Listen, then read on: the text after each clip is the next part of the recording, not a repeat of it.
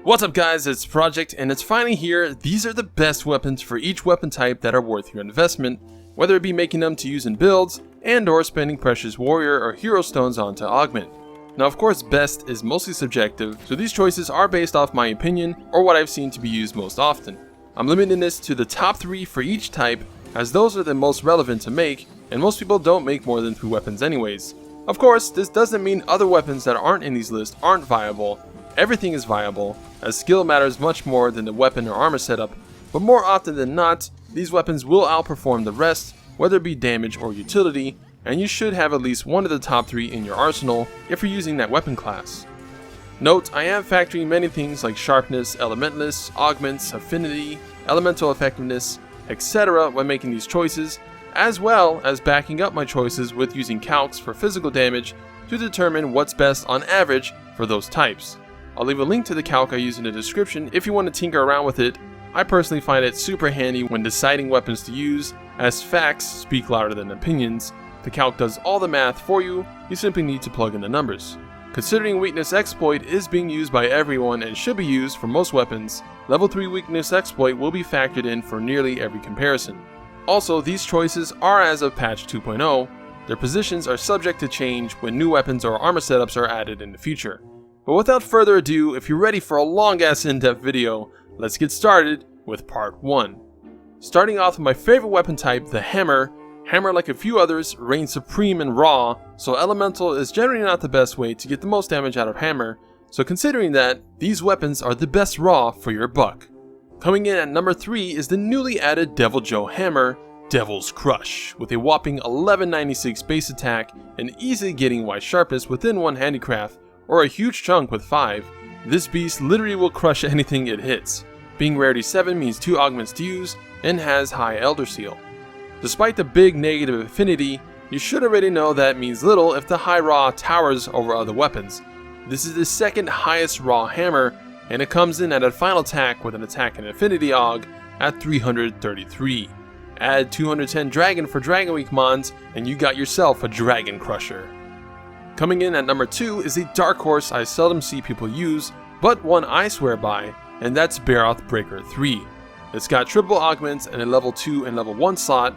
Blue sharpness is the best it gets, but the reason I picked this as number 2 is simply from personal experience, and that is the power of paralysis.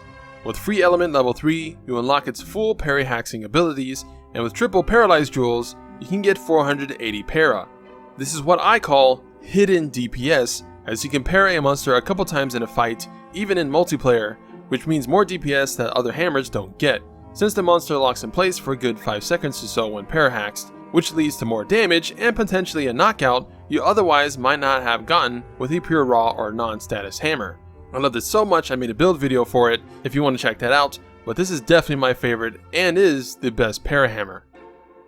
And now for number 1, should come at no surprise, is Diablos Shatterer 2. It's got the same things as Joe's hammer, except 5% more affinity, a level 2 slot, and it can get elementless. So this is the number 1 highest raw hammer, bar none. Its weakness is having only a little white sharpness at level 4 handicraft, so to maximize damage you'll want protected polish with this, as white sharpness is definitely worth the investment, providing more damage than attack level 7. But that is the top 3 for hammers. I would say all 3 are really neck and neck, but again, don't sleep on Bharath Hammer. You might be surprised by its effectiveness. Switching weapons, let's cover bows top 3, my second favorite weapon type now. Bows are in a unique spot of being actually well-rounded, if not outright favoring elemental over raw, due to the amount of stacking available for armor setups and how elemental favors fast or multi-hitting attacks. So these choices are more factoring the builds they are in. At number 3, and barely at number 3, is Sarah Coilbender. Yes, despite Deviljho's boxing glove coming super close, Sarah still manages to be the best Dragon Pierce spam weapon, mostly due to Elementless and the fact that Dragon Piercer favors Raw over Elemental more. You also get 2 more slots over Joe's, which are handy for 2-shot jewels, a necessity for DP builds. At number 2 is my personal favorite, Janice Fire Bow. This monster would be number 1, but is held back by the lack of Fire Week mons. But against Vol or Kieran, and even 2-star weak mons like Deviljho or Legiana, it's still a contender and flat out the best Fire Bow due to not only having high raw, but also 390 base fire attack, which is what really matters for bow. Triple augments, blast and power coatings, this is definitely worth making for an elemental crit bow setup. And for number 1 is Legia Snowfletcher. This is the best ice ele crit bow we have, and there's plenty monsters weak to ice, most relevant ones being 2-star weak to it at least. Its main downside is being rarity 8, so only 1 augment, but it has sleep coating so you can get off a sleep or 2 depending on monster for sleep bomb shenanigans. And that is the top 3 for bow. Obviously you can't cover all the elements, but ele crit bow right now is one of the most powerful builds you can make, and most of the other elements are equally viable against the respectable monsters weakest to it. Switching to Michael Bay's favorite weapon, here's the top 3 best gun lances for explosive offense and tanky defense. Number 3 would have to go to the lovely Royal Burst Pink Rathian's gun lance, the best normal shot gun lance in the game. Not only can it get wide sharpness, it also sports double augments and double level 1 slots, and of course the innate 15% affinity. Pair it up with artillery level 3 and capacity boost, and you can be doing over 30 damage each shell times 6 for 180 burst fire damage at the minimum. So it's a great overall gun lance, and the poison damage, while not crazy, does add some more damage.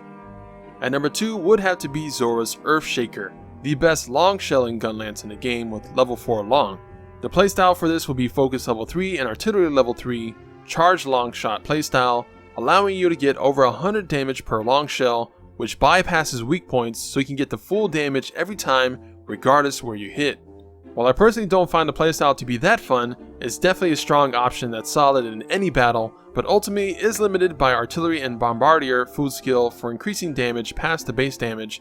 The only reason this weapon gets a spot though is because it's the only level 4 long shell type, otherwise the weapon itself is nothing exceptional. Which is why number 1 has to go to the new Pickle Gun Lance, which looks freaking wicked, but more importantly, hits freaking hard. This is definitely going to be the number 1 no shelling gun lance in the game for speed kills, thus is going to kill the fastest for a lot of matchups compared to the other gun lances. 2 augments plus the usual high raw negative affinity setup, you'll definitely want to get wide sharpness for this. Drop down an affinity booster and crush your enemies. There's also an argument for this being a better full burst gun lance than Pink Rathian's, since its normal hits will do much more damage than Rathian's, and the long shell full burst damage isn't bad with artillery level 3 and capacity boost, so it's a versatile beast. And those are my choices for the top 3 gun lances. I think they're pretty set in stone by this point, which is a bit sad since there's not much point using any other gun lances other than these 3 since they're the best at their playstyles, and elemental for gun lance is abysmal, and also poor wide. Maybe one day you'll be good. Switching to dual blades, the shredders of the game, where elemental starts creeping back up through the ranks, this is where things get a bit more subjective. At number 3 is Fishboy's Hatchets. Yes, that's right, these things are monsters versus water weak monsters, getting both white sharpness and sporting decently high water attack, as well as triple augments and 1 level 1 slot for a water jewel. Definitely a must have for a crit ele setup to make these Teostra's Bane, and there's a fair amount of other monsters weak to water to merit its spot. At number 2 is the new Wrathful Predation. With a name like that, you have to be in the top 3, but seriously, it has huge raw power, 2 augments, easy white sharpness, much less investment compared to Diablos clubs, and also has Dragon Elemental with Elder Seal. So the goal for these weapons is to mix element and raw attack, and you'll outdamage most every other DBs against Dragon Weak monsters and still deal high raw to everything else, hence this getting the spot over Diablos clubs. And at number 1 is finally a candy corn surprise, Basil's Rook Slayers. These are high raw, wide sharpness, double augment, but more importantly, decent blast. Blast procs are 120 damage per tick, and dual blades are one of the best at applying status, which over the course of a fight could mean 600 damage extra if it procs at least 5 times a fight. Whether that is enough to outdamage Elemental or Diablos clubs during a fight is questionable, but it's no doubt these are top tier strong and proc fairly often, especially with Apothecary Mantle. So that's the top 3 in my opinion for dual blades. Like bow, there's tons of competitive options. I would venture to say dual blades is the most balanced tree in terms of raw and elemental and the amount of good options you can choose from. So that's 4 weapon types, 3 more to go for the vid, so let's move on to Switch Axe. Despite its coolness, it's fairly down in use globally. Even I, as someone who loves Switch Axe to death in past games, have barely used it much since the beta for World. I'm not sure what it is, but something feels off when using it compared to other weapons even after the balance patch. But perhaps this top 3 list can light a flame towards more SA playing. Number 3 would have to be the Solid Power Smasher 2. This is a unique switch axe that doesn't have any innate elements, yet has a high dragon elemental file of 420. Blaze it! So because it doesn't actually have an element, you can run Elementless Jewel on it, getting you high raw attack, 10% affinity by default, and a level 3 slot. But it's effectively only good against Dragon Weak monsters because of the file being dragon and not power like the others. But still, against Dragon Weak mons, this will destroy them, so it's definitely good swags. Number 2 was tricky, but ultimately decided on Teostra's Blast Castle, sporting decent high raw, white sharpness, but the main feature is the 300 blast. SA, when amped in sword mode, hits a ton of times, meaning when swinging you're applying a ton of blast element, so you definitely get plenty of blast procs over the course of a battle, unlike something like Basil's. It also has power file to increase the raw damage further, but it only has one augment, but I think the higher blast over Basil's is worth the spot, but they're interchangeable otherwise. And finally, number 1 is Diablos, go figure, power file, white sharpness, elementless, highest raw, easy pick, especially with affinity booster and maximum might. No other switch axe's raw final attack comes close to this one, and the calc doesn't factor files. Nearing the end, it's time for Longsword's turn to get the top 3 treatment. After the recent patch, these are all monsters and very hard lists to get right, so these are mostly subjective choices, but definitely contenders, and the only difference would be certain matchups or due to the build setups.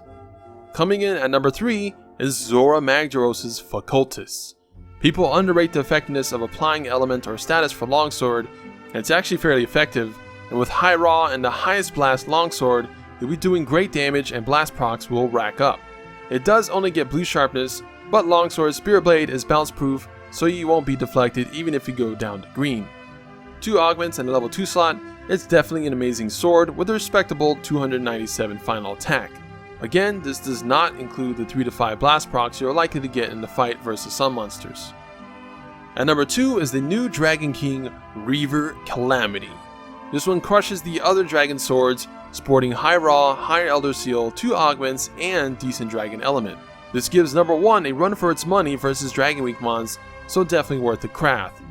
But we all know not every monster is weak to dragon, but every mon is weak to Nippon Steel. So the number 1 spot goes to Raw King Divine Slasher. An arena weapon, it gets the highest raw out of any longsword and also comes with a generous level 3 slot, perfect for Elementless Jewel.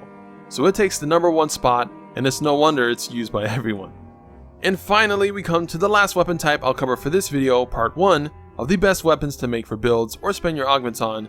So last but not least is the Charge Blade, aka 10% nerfed but still strong as hell blade. Elemental was buffed, but ultimately it's not enough to dethrone the top contenders when considering all damage, not just file damage.